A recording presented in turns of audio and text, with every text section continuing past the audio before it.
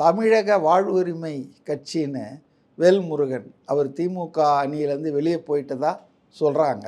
அநேகமாக அவர் போய் இந்த 5வது அணி ஒன்று உருவாக்கியிருக்காங்க இல்லையா, டாக்டர் ராமதாசன் சசிகலா, அதில் போய் சேர்ந்தாருன்னா கூட நான் ஆச்சரியப்பட மாட்டேன். அதான் பல இது நடக்குங்க. அதாவது மனுதாக்கல் முடிகிற வரைக்கும் என்னை பொறுத்தவரையில் இந்த சாகசங்கள் நடக்கும். திருமாவளவன் ஒரு மரியாதைக்குரிய அரசியல் தலைவர், சிந்திக்கிற திறன் பெற்றவர், நல்ல பேச்சாற்றல் உள்ளவர், நேர்மையாக ரொம்ப அரசியலில் ஒரு கொள்கை கோட்பாடு சார்ந்து அரசியல் செய்கிறவர்.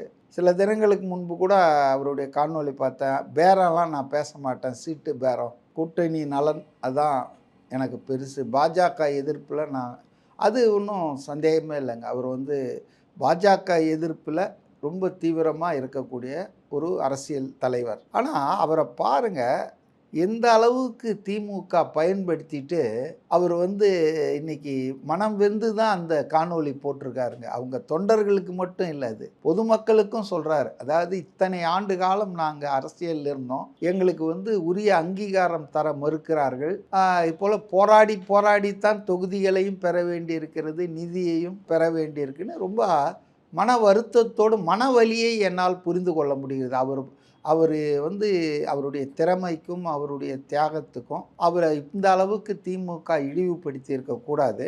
எல்லாரும் என்ன சொல்கிறாங்க, வீரபாண்டியன் இந்திய கம்யூனிஸ்ட் மாநில செயலாளர், எங்களை யாரும் கட்டளை பண்ணல, இப்போ நீங்களே இப்போ 5 ஒத்துக்கிட்டீங்களா, குறைச்சி வேண்டுகோள் விடுத்தாராம். அந்த வேண்டுகோளுக்கு இவங்க 5 ஒத்துக்கிட்டாங்களாம். 13 14 போட்டி போட்டிருக்காங்க எனக்கு தெரிஞ்சு கம்யூனிஸ்ட்டுகள்.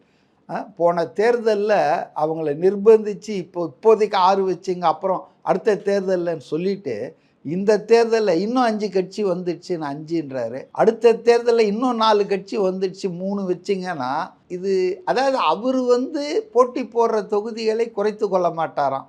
பேருக்கு நானும் குறைச்சிக்கிறேன், நீங்களும் குறைச்சிங்கன்றாரு. இது சரியில்லை. திமுக அதாவது கம்யூனிஸ்டுகளையும் விடுதலை சிறுத்தைகளையும் மதிமுகவையும் நடத்துகிற விதம் பாஜக எதிர்ப்பு சக்திகளை எல்லாம் வீக் பண்ணிவிட்டு இவருக்கு எதிர்காலத்தில் பாஜகவை அணி சேருவதற்கோ பாஜகவோடு உறவு கொள்வதற்கோ தொல்லை இருக்கக்கூடாது என்பதற்காகத்தான் இப்படிலாம் பண்ணுறாருன்னு சொல்லி ஒரு பத்திரிகையாளர் பேசியிருந்ததை நான் பார்த்தேன். எனக்கு அதில் ஒரு கருத்து இருக்குது. ஆமாம், இவர் யாரை வீக்கெண்ட் பண்ணுறாரு? பாஜக எதிர்ப்பு டெல்லியா தமிழ்நாடான்னு சொல்கிற ஆள் உறுதியாக, அதாவது திமுகவை விட உறுதியாக ஊசலாட்டம் இல்லாமல் பாஜகவை எதிர்க்கிறவர்கள் இடதுசாரிகள், கம்யூனிஸ்டுகள், விடுதலை சிறுத்தைகள், மதிமுக. இன்னைக்கு நீங்கள் அவங்கள கட் ஷாட் பண்ணி பிரேமலதா அவங்க எப்போ எங்கே தாவுவாங்கன்னு தெரியாது, இப்போ அவங்களுக்கு அதிக சீட்டை கொடுக்குறீங்க.